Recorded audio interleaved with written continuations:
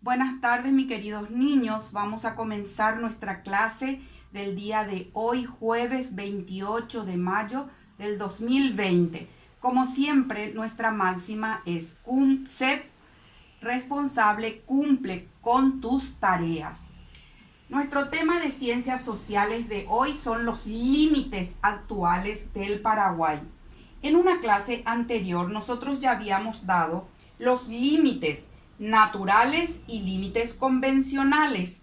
Los límites naturales separan a los países por accidentes geográficos como ríos, cordilleras, montañas, arroyos.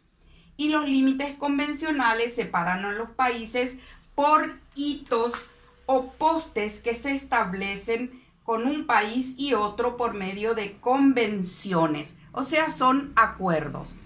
¿Cuáles son los límites del Paraguay?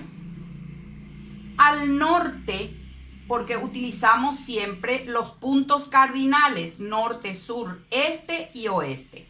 Al norte limita con Bolivia y con Brasil. Con Brasil, a través del río Paraguay, el río Apa, el arroyo Estrella y la cordillera de Embaracayú. Con Bolivia limita desde el hito tripartito, porque acá este hito es de los tres países, Paraguay, Bolivia y Brasil, por eso se llama tripartito, hasta el hito quinto, que es Cerro Coronel Félix Cabrera. Eso es al norte. Al este limita con el Brasil a través de la cordillera de Amambay y el río Paraná.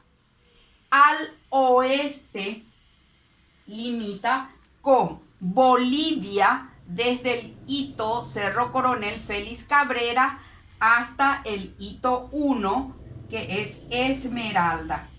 Y al oeste también limita con la Argentina a través del río Paraguay.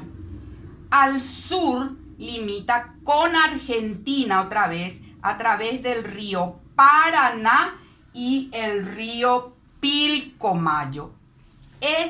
Estos son los límites actuales del Paraguay.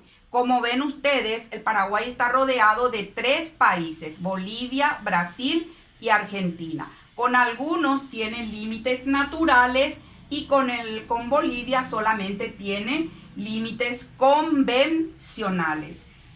La información está en la página 46 del libro y el trabajo que ustedes van a hacer está en la página 48 y 49 del libro.